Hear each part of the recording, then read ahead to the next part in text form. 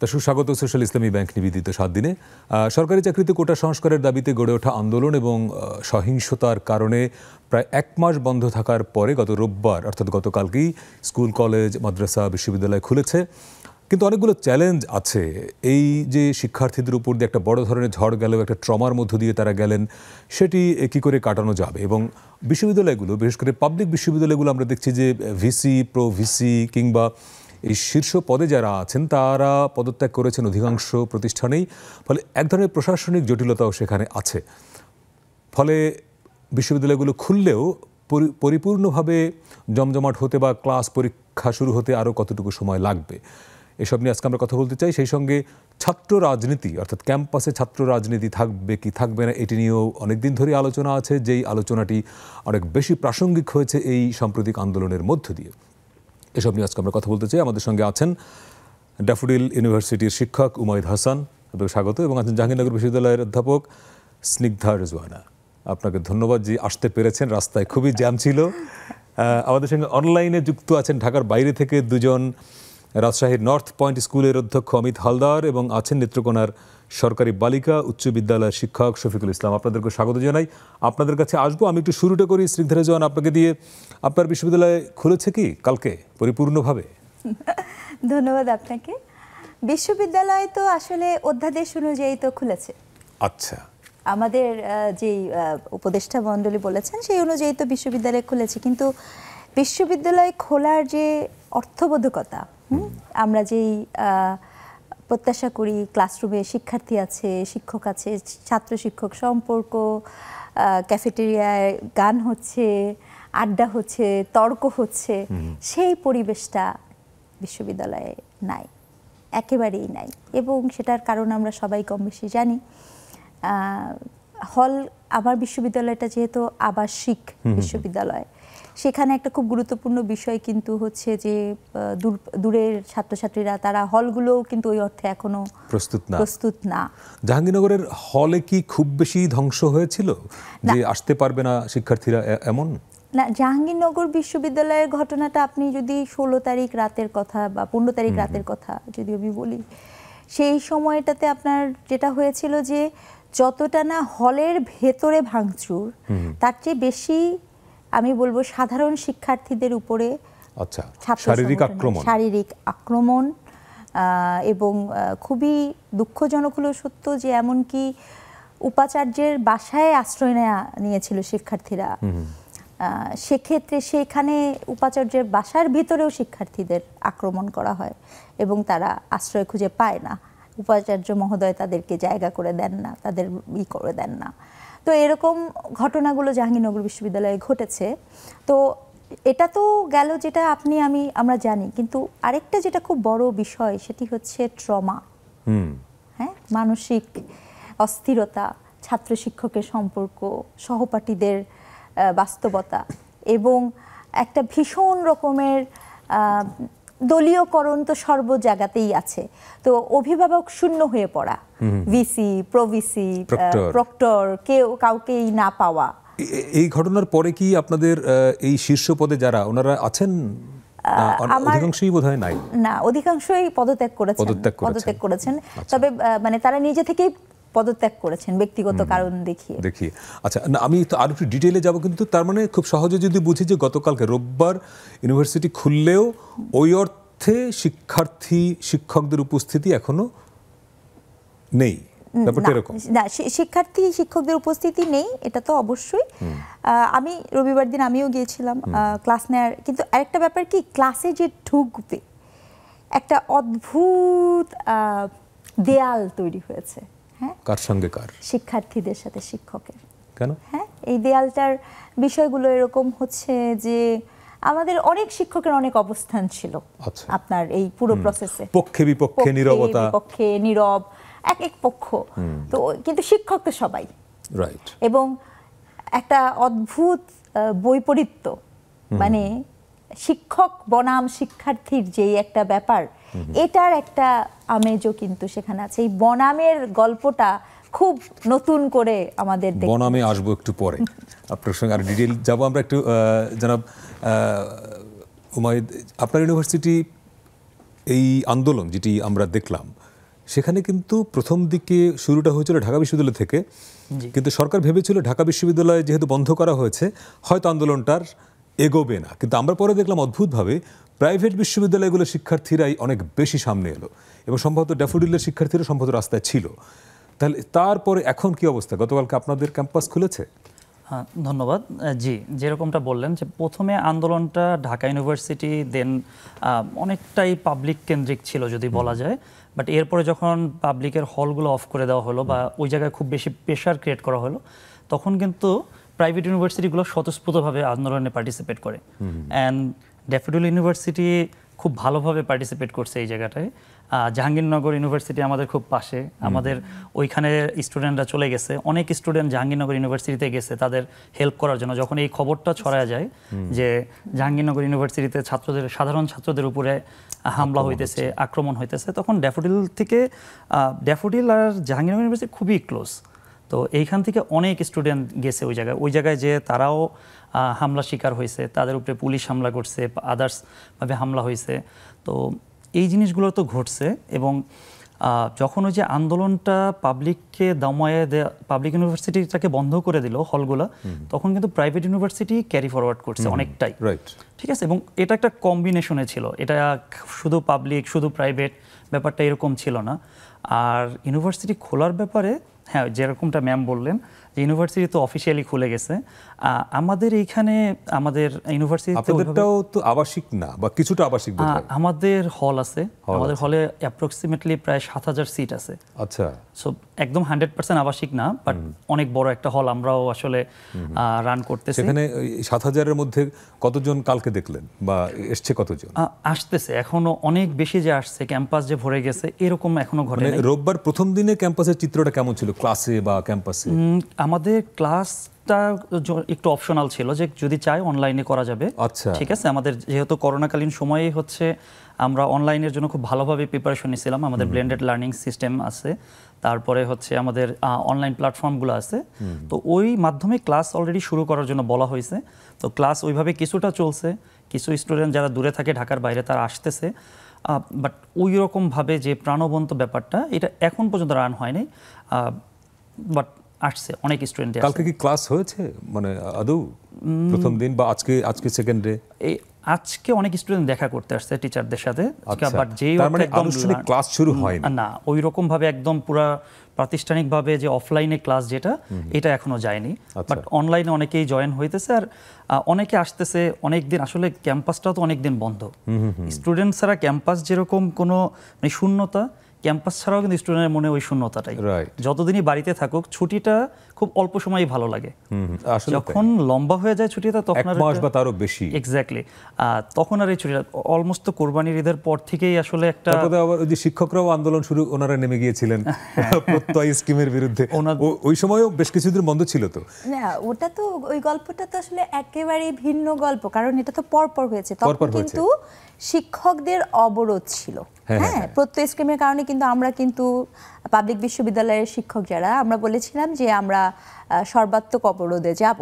তো আসলে গল্পটা কিন্তু আমি ছুটি শব্দটা ব্যবহার করছি না, আমি ভিন্ন একটা জিনিস ব্যবহার করতে চাই। মানে এটা ছুটি না, ছুটির আমেজ তো ডিফারেন্ট হয়, এটা তো একই সাথে প্রতিরোধ, প্রতিবাদ, অনেক কিছু। এখানে আসলে ব্যাপারটা ছুটির মতো, ছুটি দিয়ে বিষয়টা বোঝানো যাচ্ছে একদমই না, কারণ আপনি হল থেকে বের করে দিয়েছেন। আমি আমার শিক্ষার্থীদের পক্ষ নিয়ে কথা বলছি, হল থেকে তাদেরকে 2 ঘন্টার নোটিশে বলা হয়েছে যে আপনি হল থেকে চলে যাও। তো এটা তো ছুটির গল্প হতে পারে না। আর আপনার প্রত্যয় স্কিমের ব্যাপারটাও তো শিক্ষকরা যখন বলছিল তখন আমাদের সাবেক প্রাক্তন প্রধানমন্ত্রী তো আমাদের তুই তোকারি করে বললেন যে তোরা আন্দোলন করবি কর, কোড একদম দায়িত্ব নিয়েই বলছি, আপনাদের মিডিয়া যদি ব্যাক ফুটেজে দেখবে। তো সেই সময় সেটি একটা অনেক বড় ব্যাপার ছিল, শিক্ষকদের ব্যাপারটা, শিক্ষকরা তখন আরো হয়ে গেল, আর শিক্ষার্থী তো মাঠেই ছিল, তারা তো কোটা আন্দোলন করছিল। তো আন্দোলনের তত্ত্ব অনুযায়ী আপনাকে বুঝতে হবে একটা মাল্টিপল এক্সিস্টিং গ্রুপ ছিল যেখানে মত ভিন্নতা বিরাজ করছিল। তো এই বাস্তবতাটা, এই রিয়েলিটিটা আসলে শিক্ষার্থীদের শিক্ষার পরিবেশ থেকে 1 মাস না, আমি বলবো প্রায় 2 মাস থেকে দূরে রেখেছে। এবং এখানে আমি আবারও মানে গুরুত্ব দিয়ে বলতে চাই, ইটস ভেরি হার্ড আপনার পড়াশোনা আমরা তো বিশ্ববিদ্যালয় পর্যায়ে আর পাঠ্যপুস্তক দিয়ে ওভাবে পড়াই না, আমরা কিন্তু চিন্তার কাজ করাই। তো ওই চিন্তার যে শক্তি, জ্ঞানের যে ব্যাপারটা, সেটা নিতে আমার ছাত্রছাত্রীদের প্রস্তুতি, এমনকি শিক্ষক হিসেবে আমার প্রস্তুতি, আমি ভীষণভাবে চেষ্টা করেছি। আপনাকে একটা কথা বলি, একটা লেখা আমার ডিউ ছিল, ওই লেখাটা আমাকে মানে করতে হবে, এটা ছাপা হবে জার্নালে, আমি পারছি না, একজন শিক্ষক হিসেবে আমিই পারছি না যে নিয়ে আসতে, কি করে পারবো, কারণ এত এত ঘটনাবহুল। তো এটা একটা অনেক বড় চ্যালেঞ্জ। আর ছোট ছোট শিক্ষার্থীদের অবস্থা কিন্তু আরো ভয়াবহ। এখানে স্কুলের শিক্ষক, আমরা সেই প্রসঙ্গে যাব, স্কুলের প্রসঙ্গেও যাব, একটা বিরতি নিয়ে আসছি। বিশেষ করে আপনি যে খুব একটা বড় দুটি প্রশ্ন আপনি তুললেন, যে একটা হচ্ছে দেয়াল, শিক্ষকের সঙ্গে শিক্ষার্থীর দেয়াল, এবং আরেকটা হচ্ছে ট্রমা। এই দুটো সম্ভবত এই সময় সবচেয়ে জরুরি আলোচনা, এই জায়গায় একটু ফোকাস করব। আমরা অনলাইনে যে দুজন শিক্ষক আছেন, আমরা আপনাদের কাছে আসবো, একটা ছোট্ট বিরতি নিয়ে এই শুরুতেই আপনাদের কাছে আসবো। দর্শক, আজকে আমরা বিশ্ববিদ্যালয়, স্কুল, কলেজ, মাদ্রাসার শিক্ষা প্রতিষ্ঠান যে খুললো প্রায় 1 মাস বা তারও বেশি সময় পরে, খোলার পরে কি হচ্ছে আসলে সেটি নিয়ে কথা বলছি। একটু পরে ফিরছি, সঙ্গে থাকবেন।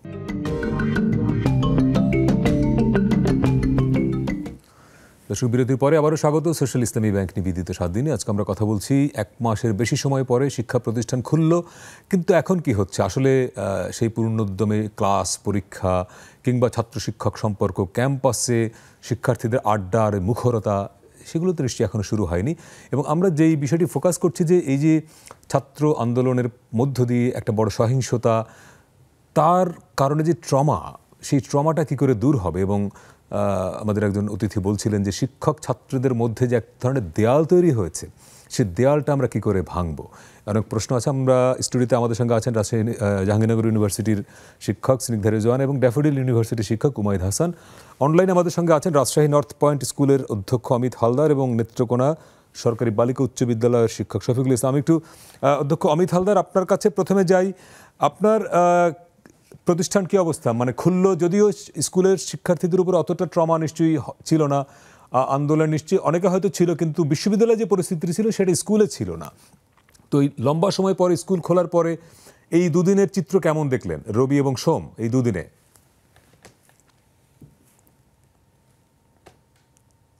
অমিত হালদার, আপনি কি আমার প্রশ্নটা শুনতে পেয়েছেন?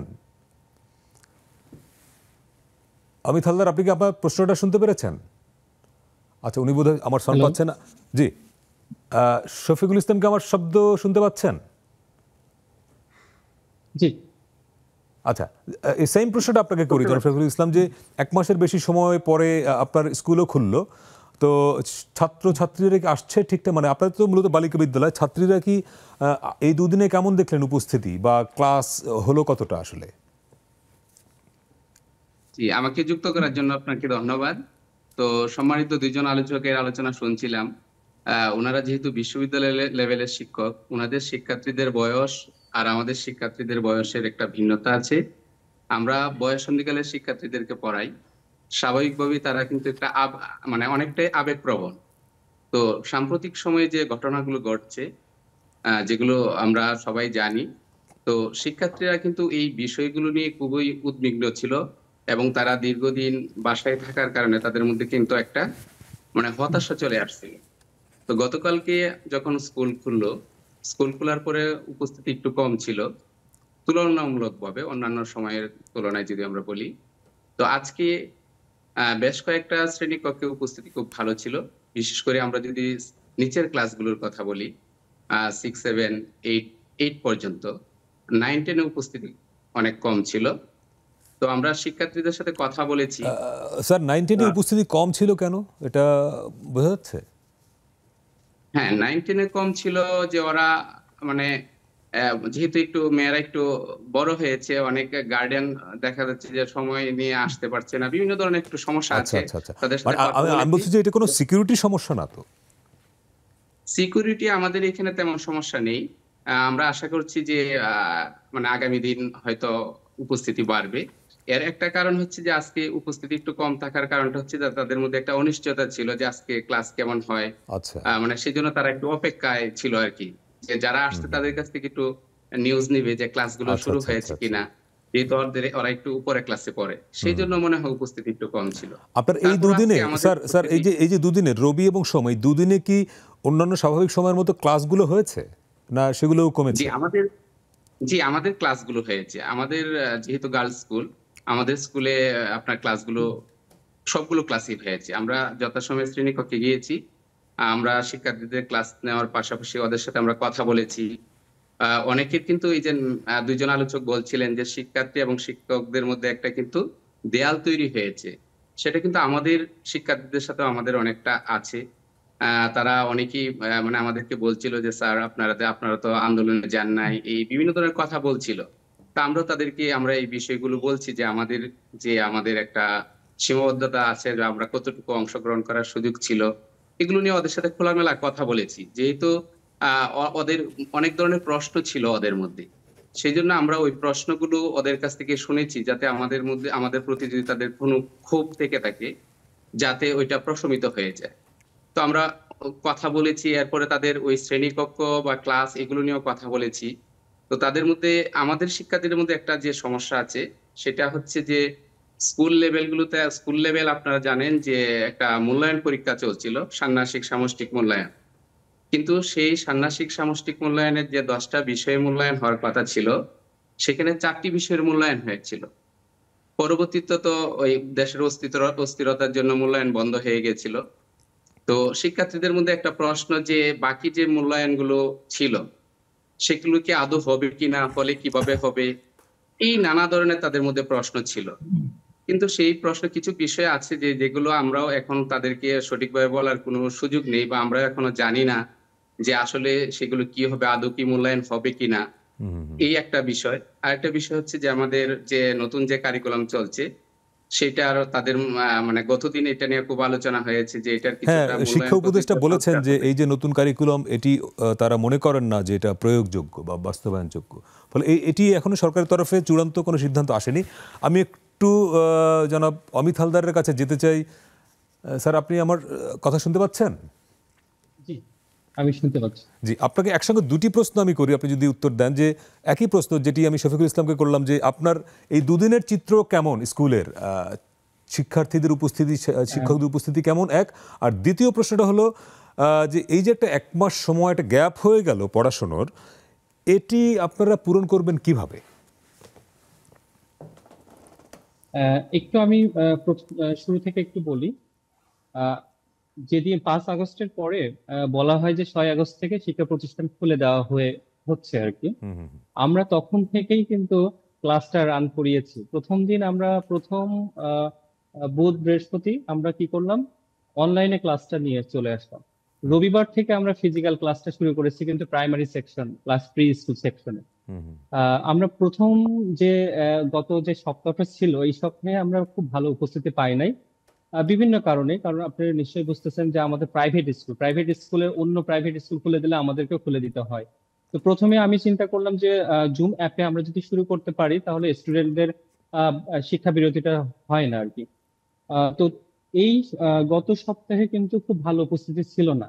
এই রবিবার থেকে আমরা আমি যে গড় যদি বলি 90% আমাদের কিন্তু উপস্থিতি আছে আর কি আমাদের। 90% যদিও খুবই ভালো। বিভাগীয় শহর, হ্যাঁ, খুবই ভালো উপস্থিতি আমাদের স্কুলে।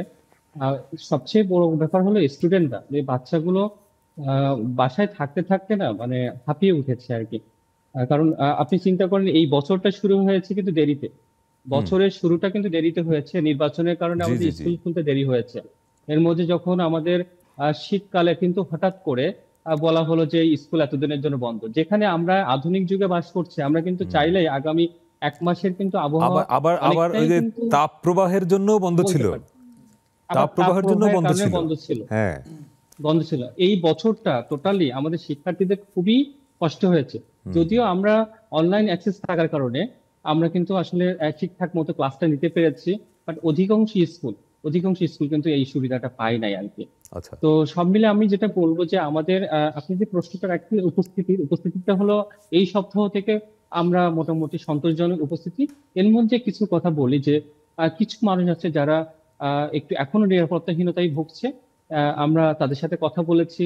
তারা আমাদেরকে বলেছে হয়তোবা এবছর কন্টিনিউ করবে কি করবে না এটা নিয়ে তারা দ্বিধাদ্বন্দ্বে আছে। স্যার, স্যার, এই খুব আশা খুব করি গুরুত্বপূর্ণ তারা পয়েন্ট। কথা হচ্ছে যে এই যে জি। আপনার স্কুল, মানে এটা তো কলেজ না বা ইউনিভার্সিটি না, তো সেখানে ছাত্ররা বা স্টুডেন্টরা কেন নিরাপত্তাহীনতায় ভুগছে? মানে এইটা কারণটা কি? না, স্টুডেন্টরা নয়, স্টুডেন্টদের বাবা মায়েরা। আচ্ছা, বাবা দেখা গেল মায়েরা। কারো পলিটিক্যাল ব্যাকগ্রাউন্ড ছিল, কারো আচ্ছা, পলিটিক্যাল আরেকটা ব্যাকগ্রাউন্ড পয়েন্ট, ছিল, জি, আরেকটা তারা গুরুত্বপূর্ণ হয়তো পয়েন্ট। বা তারা হয়তো বা নিশ্চিত নিরাপত্তা মনে করতে পারছে না তাদের বাচ্চাদেরকে বাইরে বের করতে আর কি। এরকম অনেক ধরনের প্রবলেম হচ্ছে। তবে প্রি স্কুল সেকশনের আমরা যেটা আছে, একদম ছোট 3+, 4+ যারা জি। আছে, তাদের বাবা মারা একটু বেশি অরিড, কারণ আসলে আপনারা নিশ্চয়ই জানেন যে জনাব প্রত্যেকের অমিত কাছে হালদার, প্রত্যেকের সন্তান কিন্তু। আমাকে একটা ব্রেকে যেতে হচ্ছে, তো আপনি 1 মিনিটে যদি একটু শেষ করতে পারেন যে আপনারা এই যে গ্যাপটা হলো, মানে এই ঘাটতিটা পূরণ করবেন কি করে? আচ্ছা, আমাদের ব্যাপারটা হলো আমরা টোটাল লেকচার প্ল্যান করে ফেলি আর কি, 1 বছরে কয়টা, এর মধ্যে আমরা 15 ডেজ এর মতো বেশি রাখি। তো আমরা বার্ষিকের যে 15 ডেজটা বেশি আছে আমাদের, এইটা আমরা স্কুল বন্ধ হলে আমরা অনলাইনে ক্লাসটা নিয়ে চলে আসি আর কি, আমাদের খুব একটা প্রবলেম হয় না। কিন্তু এইবারে অনলাইন ক্লাসে আসতে পারি নাই, যেহেতু নেট বন্ধ ছিল, আদার্স আনুষঙ্গিক কারণে। তো আশা করি আমরা লেসন প্ল্যানটা একটু কমিয়ে নিয়ে আসতে হবে, সিলেবাস একটু কমিয়ে নিয়ে আসতে হবে। সেটা নির্ভর করছে আমাদের আগামীতে কিভাবে আমাদের শিক্ষা পরিবেশটা থাকছে সবকিছুর উপরে। আর যদি কোনো প্রবলেম না হয়, আমরা রিকভারি করতে পারবো, যেহেতু আমরা প্রাইভেট স্কুল হিসেবে আমাদের। অনেক ধন্যবাদ জনাব অমিত আসলে হালদার এবং শফিকুল ইসলাম আপনাদেরকে আমাদের সঙ্গে যুক্ত হওয়ার জন্য। দর্শক, আরেকটা বিরতি নিয়ে ফিরছে, একটু পরে ফিরে এসে আপনাদের কাছে আসছি, সঙ্গে থাকবেন। দর্শক, বিরতির পরে আবারও স্বাগত সোশ্যাল ইসলামী ব্যাংক নিবেদিত 7 দিনে। আজকে আমরা কথা বলছি শিক্ষা প্রতিষ্ঠান খুললো 1 মাস পরে, কিন্তু পরিস্থিতি আসলে কি, চ্যালেঞ্জ কি, এবং শিক্ষক শিক্ষার্থীদের মধ্যে যে একটা দেয়াল তৈরি হয়েছে বলা হচ্ছে, এবং একটি রাজনৈতিক আন্দোলন, তারপরে সহিংসতার কারণে শিক্ষার্থীদের মধ্যে যে ট্রমা তৈরি হয়েছে, সেটি কি করে কাটবে। আমাদের সঙ্গে আছেন জাহাঙ্গীরনগর বিশ্ববিদ্যালয়ের শিক্ষক স্নিগ্ধা রিজওয়ানা এবং ড্যাফোডিল ইউনিভার্সিটির শিক্ষক কুমাইদ হাসান। একটা বিষয়, আপনাদের পাবলিক ইউনিভার্সিটির ক্ষেত্রে যেটি আমরা দেখছি যে ভিসি, প্রভিসি সহ উপরের লেভেলের অধিকাংশই আসলে পদত্যাগ করেছেন। তার মানে একটা বিরাট শূন্যতা তো প্রশাসনিক চেয়ারগুলো তৈরি হয়েছে। এরকম শূন্যতা রেখে ইউনিভার্সিটি চালানো যাচ্ছে, বা এটা কি করে, এখন সমাধান কি? প্রথম কথা হচ্ছে যে দেখুন, এটা সম্ভব না, এটা একেভাবেই কোনোভাবেই সম্ভব না। কারণ আপনি জানেন বিশ্ববিদ্যালয়গুলো ৭৩ অ্যাক্ট দিয়ে চলে, এবং ৭৩ অ্যাক্ট অনুযায়ী কিন্তু আপনার যে কোনো কিছু হলে পরে সেটা কিন্তু বিশ্ববিদ্যালয়ের নিজস্ব প্রশাসন আগে দেখবে, যদি সেটা ফৌজদারি অপরাধ না হয়। এবং আপনাকে আমি ওই যে গত দিনেই ঘটনা বলতে পারি, আপনি দেখেছেন নিশ্চয়ই, সেতে এই যে সেক্সুয়াল হ্যারাসমেন্টের কিছু ইস্যু সামাজিক যোগাযোগ মাধ্যমে আছে, আমাদের এখানেও এরকম কিছু ঘটনা ঘটেছে। তো সেটি কিন্তু আপাত দৃষ্টিতে হ্যান্ডেল করার কথা প্রক্টরের, disciplinary board, syndicate, something like that. তো এটি যতক্ষণ আপনার অ্যাক্টিভ না হচ্ছে, আপনি তো চাইলেও সেই বিষয়গুলোকে কনফার্ম করতে পারছেন না, এটি একটি বিষয়। দ্বিতীয় বিষয় হচ্ছে আমরা সংস্কারের কথা যখন বলছি, যখন আপনি সংস্কারের কথা বলবেন, সেই সংস্কারের দাবিটা তো আপনাকে তুলতে হবে এগেইন বিশ্ববিদ্যালয় কর্তৃপক্ষের কাছে। ডাকসু যেটাই বলেন না কেন, সেটা তো বিশ্ববিদ্যালয় কর্তৃপক্ষের কাছে আপনাকে আগে করতে হবে। তো অভিভাবক শূন্য অবস্থাতে বিশ্ববিদ্যালয় চালু করে দেওয়ার এই সিদ্ধান্তটি আমার কাছে খুব একটা ওয়াইজ ডিসিশন মনে হয়নি। আমি পার্সোনালি মনে করি তার মানে কি ওই পদগুলোর লোক নিয়োগ করে তারপরে খোলা উচিত ছিল। অবশ্যই এটা আমার পার্সোনাল মতামত, যে আমার মনে হয়েছে যে আপনি বিশ্ববিদ্যালয়ের, কারণ আপনি দেখেন যে যদি কোনো একটি বিশ্ববিদ্যালয়, কারণ যে কথা অনেকগুলো, কোনো একটি ঘটনা এখন যদি ঘটে যায়, এর দায়টা কে নেবে? কারণ আপনি তো জানেন আপনি একটা আনসেটেল আবার এটাও তো ঠিক যে ধরুন ভিসি, প্রভিসি কিংবা ডিন, প্রক্টরস, এনাদের নিয়োগ তো চাইলেই রাতারাতি করা সম্ভব না। এতগুলো পাবলিক ইউনিভার্সিটি, আপনি একদিনে সব নিয়োগ দিতে পারবেন না? আপনি তো আসলে সত্যিকার অর্থে সময় তো আপনার লাগবে, এটা তো আমরা সবাই বুঝতেই পারছিলাম। তো সেক্ষেত্রে যেহেতু আপনার সময় লাগবে, এখন যেমন মনে করেন যদি এমন হয়, আপনি জানেন পাবলিক বিশ্ববিদ্যালয়গুলোতে হল দখল করার নানা ধরনের প্র্যাকটিস আছে, চর্চা আছে। এটি যে সবসময় যে রাজনৈতিক হয় ব্যাপারটা কিন্তু তা না। যেমন আমার এখনকার অভিজ্ঞতাতে আমি দেখতে পাচ্ছি, ইভেন জাহাঙ্গীরনগরের কথাই আমি বলি, সেখানে রাজনৈতিকের চেয়েও গুরুত্বপূর্ণ হয়ে দাঁড়িয়েছে সিনিয়র জুনিয়রের ব্যাপার, অছাত্রর ব্যাপার। আপনি খেয়াল করে দেখেন, কারণ অনেকেই দেখা গেছে বিসিএস পরীক্ষা দিচ্ছে পরীক্ষার্থী, কিন্তু হল থেকে তাদের আসলে থাকার কথা নাই, হলে থাকার কথা নাই। তো প্রভাবের কিন্তু অনেক ধরনের রূপরেখা আছে, প্রভাবটি যে শুধুমাত্র রাজনৈতিক হবে ব্যাপারটা তো এরকম না। তো এখন আপনি এই সমস্যাগুলোর সমাধানটা কি করে করবেন, কার কাছে যাবেন? গত পরশুদিনই আমার এক ছাত্র, মানে এবং ছাত্রদের মধ্যেও তো বিভাজন তৈরি হয়েছে, কে আন্দোলনের পক্ষে কে বিপক্ষে। যদি শিক্ষার্থীদের মধ্যে তো আন্দোলনের বিপক্ষে কেউ ছিল বলে মনে হয় না। বিপক্ষের সাথে সম্পর্কিত না, যেটি হয়েছে যে যখন আপনি এ কথা তো আমার বলতেই হবে, আপনি যখন আমার 600 650 ছাত্রকে রক্তাক্ত করেন, হ্যাঁ, 66টা শিশু যখন যায় তখন তো আসলে ছাত্রের ব্যাপার না, সেটি তো বিভক্তির আর কোনো সুযোগ থাকে না, সেটা একটা গ্রুপ। কিন্তু আমার বক্তব্য কি যে তাছাড়াও তো আপনার এমন শিক্ষার্থীও ছিল তো, যেমন আপনি চিন্তা করে দেখেন যে এইটা তো একটা সংস্কৃতির চর্চা ছিল যে হলে সিট পেতে হলে আপনাকে অমুক দলের অমুক ভাইয়ের অনুসারী হতে হবে। এটা তো একটি বাস্তবতা পাবলিক বিশ্ববিদ্যালয়। এখন কি হবে? এখন ঘটনাটা কি হচ্ছে, ওই যে এখন এমনও দেখা যাচ্ছে যে কারো ইন্টারপার্সোনাল রেষারেষি, অথবা দেখা গেছে যে অমুক সময় আপনি অমুক ভাই করেছেন, এখন আমি সুযোগ পেয়েছি, আমি এখন একটা করছি। এই ধরনের কনফ্লিক্ট গুলো তো হচ্ছে, খুলে দেওয়ার সাথে সাথেই কিন্তু এই ধরনের কনফ্লিক্ট গুলো হচ্ছে। আরেকটা কনফ্লিক্ট কি হচ্ছে যে সমন্বয়ক এবং সমন্বয়ক নয় সাধারণ ছাত্র। হ্যাঁ, আপনি এটিও আমি রেফারেন্স দিয়ে বলতে চাই, আপনি দেখেছেন জগন্নাথ বিশ্ববিদ্যালয়ে সাধারণ ছাত্ররা সমন্বয়কদেরই করেছে। এখন ব্যাপারটা কি দেখুন, ক্ষমতা এমন জিনিস, ক্ষমতার চর্চা যখনই আপনি আমরা যেটাকে বলি নেকেড পাওয়ার, যখনই আপনি খুব বেশি ক্ষমতার চর্চা করবেন, খুব অবভিয়াসলি সেটার রিপারকেশন তৈরি হবেই, সেটি রাষ্ট্র ক্ষমতা হোক, ছাত্র ক্ষমতা হোক, যেই ক্ষমতাই, এবং ক্ষমতা আপনি যাকেই দেন ক্ষমতাতন্ত্রের। উমাইদ হাসান, একটা বিষয়, আপনাদের প্রাইভেট ইউনিভার্সিটিতে এই সংকটগুলো কম, বা আপনার ইউনিভার্সিটিতে নেই যে ভিসি পদত্যাগ করেছেন, এরকম তো হয় নাই। কিন্তু এখন যেই প্রশ্নটা যে শিক্ষার্থীদের মধ্যে, আপনি যেরকম বললেন যে জাহাঙ্গীরনগরের পাশে থাকবার কারণে আপনার অনেক শিক্ষার্থী চলে গেছে সেখানে সংহতি জানাতে বা হেল্প করতে, কিন্তু একটা ট্রমার মধ্য দিয়ে তারা তো গেছেন, তাই না শিক্ষার্থীরা? এইটা কাটাবেন কি করে? কোনো প্ল্যান আছে?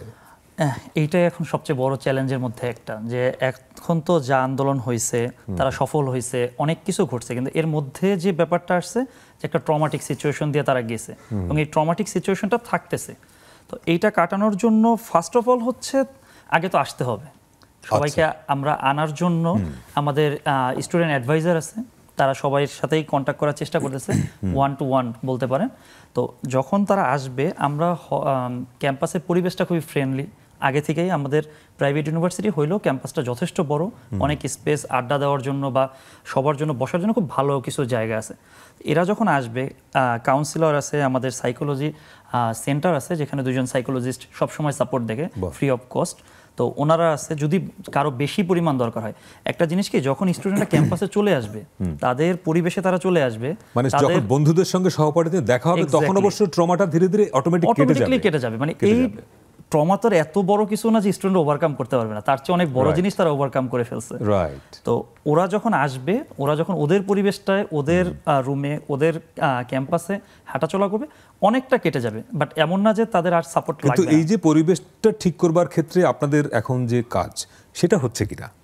শুরু হয়ে গেছে অলরেডি।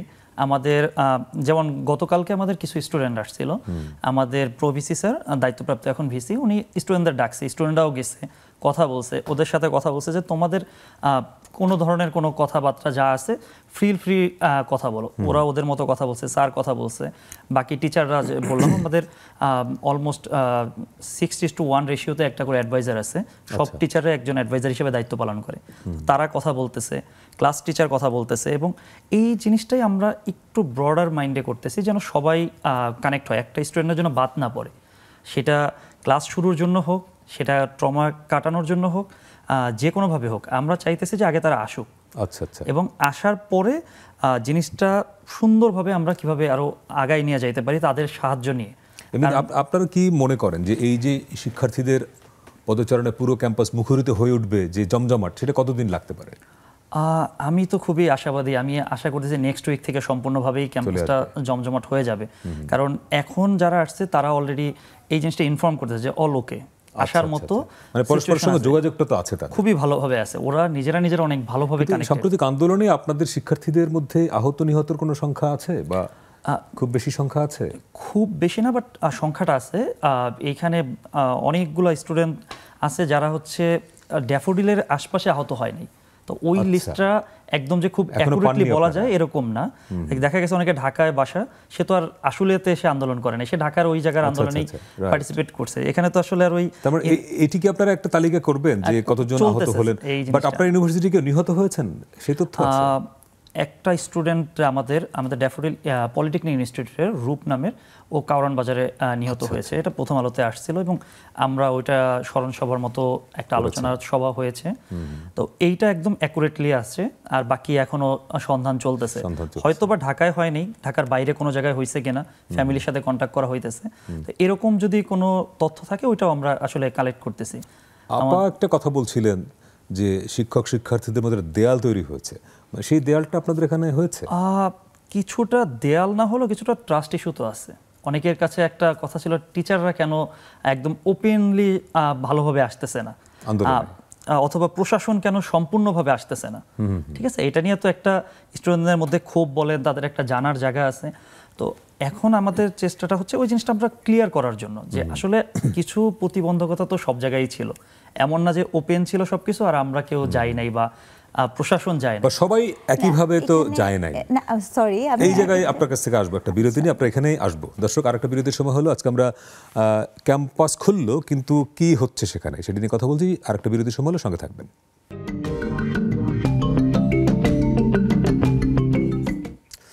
দর্শক, বিরতির পরে আবার স্বাগত সোশ্যাল ইসলামী ব্যাংক নিবেদিত 7 দিনে। আজকে আমরা কথা বলছি 1 মাসের বেশি সময় পরে ইউনিভার্সিটি, স্কুল, কলেজ, মাদ্রাসা খুললো, কিন্তু এখন পর্যন্ত সেটি জমজমাট হয়ে ওঠেনি। অনেকগুলো চ্যালেঞ্জ সেখানে রয়ে গেছে এখন পর্যন্ত। সেই চ্যালেঞ্জ মোকাবেলা করবার জন্য কর্তৃপক্ষ কী করছে? আমাদের সঙ্গে আছেন জাহাঙ্গীরনগর বিশ্ববিদ্যালয়ের শিক্ষক স্নিগ্ধা রেজওয়ান এবং ড্যাফোডিল ইউনিভার্সিটির শিক্ষক উমাইদ হাসান। আপনি বিরতির আগে যে জায়গাটা ছিলেন, উমাইদ হাসান ট্রমার জায়গায় ছিলেন এবং দেয়ালের জায়গায় ছিলেন। জি, না, আমি বলছিলাম যে দেখুন, এ বিষয়ে তো কোনো সন্দেহ নাই যে এবার পাবলিক বিশ্ববিদ্যালয়ের সাথে সাথে প্রাইভেট বিশ্ববিদ্যালয়ের যে ভূমিকাটা, এটা একটা মানে কি বলবো, যুগান্তকারী বিষয়। কারণ কি, যখন পাবলিক বিশ্ববিদ্যালয়কে আমার বলতেই হচ্ছে, ব্যাপারটা এরকম, যখন পাবলিক বিশ্ববিদ্যালয় বিগত সরকারের নিয়ন্ত্রণে চলে এসেছিল, তখন মনে হয় সরকার পক্ষও প্রস্তুত ছিল না এবং কেউই প্রস্তুত ছিল না যে প্রাইভেট বিশ্ববিদ্যালয়, যাদের সরাসরি ইন্টারেস্ট নাই এই কোটা আন্দোলনের সাথে, সেই ইস্ট ওয়েস্ট বলেন, ব্র্যাক বলেন, এই যে আইইউবি বলেন, এআইইউবি বলেন, ইভেন আপনি দেখেন ইয়ামিনের ঘটনাটা, হ্যাঁ, এমআইএসটিতে পড়ে, যাকে আপনি দেখেছেন যে সাজোয়া জানের উপরে একটা জীবন্ত, যে মারা যায়নি বাচ্চাটা মারা যায় নাই, বাচ্চাটা, আমি বাচ্চা বলছি মানে শিক্ষক থেকেও, মানে সে বেঁচে আছে। সেই সাজোয়ান জানটা ঘোরানো হয়েছে এজন্য যাতে করে ত্রাস তৈরি হয়, এবং সেই পুলিশের সাজোয়া জান থেকে আপনাকে যখন ওই ছেলেটাকে ফেলে দেওয়া হলো, তখনও সব জীবিত।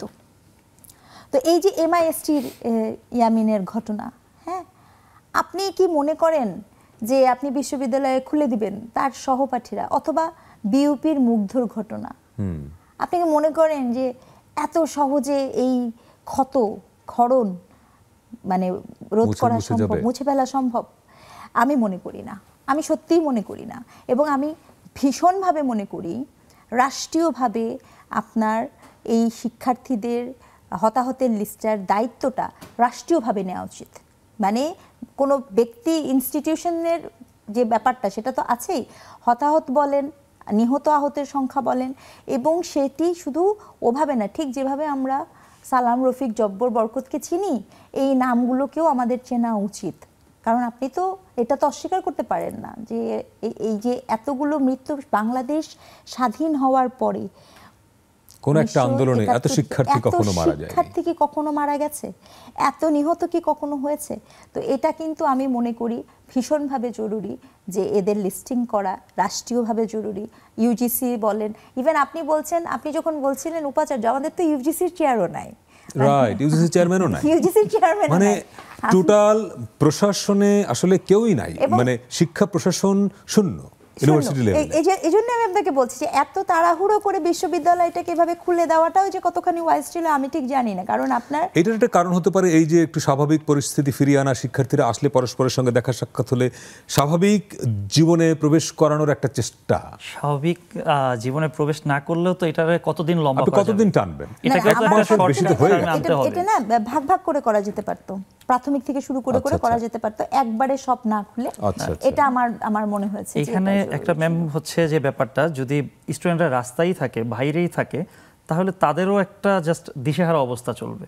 কিছু খোলাটা কিছু দিক, কিছু অ্যাঙ্গেলে ভালো, না না খুলেছেন, কিন্তু আপনি একটু আগে যখন বলছিলেন উনি কিন্তু বলছিলেন আমাদের প্রবাসী কথা বলেছেন, খেয়াল করে দেখেন ওনার কথা দিয়েছিল। আমার কি হবে? হ্যাঁ, প্রাইভেট ইউনিভার্সিটির ক্ষেত্রে তো সংকটটা এত না যতটা পাবলিক ইউনিভার্সিটিতে, কারণ বড় বিশ্ববিদ্যালয় যেগুলো আমরা বিশ্ববিদ্যালয় বলতে যেগুলোকে বুঝাই তার অধিকাংশই মানে খুলনা ইউনিভার্সিটি ছাড়া কোন ইউনিভার্সিটির ভিসি হয় পদত্যাগ করেছেন অথবা অস্বস্তিতে আছেন। শুধুমাত্রই দেখলাম যে খুলনা ইউনিভার্সিটির ভিসির পদত্যাগ কিংবা তাকে অপসারণের বিরুদ্ধে শিক্ষার্থীরা দাঁড়িয়ে গেছে, যে তারা মিছিল করছে। খুব ভালো ছিল। হ্যাঁ, এছাড়া কোনো পাবলিক ইউনিভার্সিটির ভিসি প্রভিসি প্রক্টররা বোধহয় আরামে নাই, একদমই না। এবং কিছু কিছু ভীষণ রকমের অপ্রীতিকর ঘটনাও কিন্তু ঘটছে। আমি কেন বলেছি কথাটা, আপনার দেশের আইন শৃঙ্খলা পরিস্থিতিও কিন্তু স্বাভাবিক হয়নি, আপনি নিজেই চিন্তা করে দেখেন।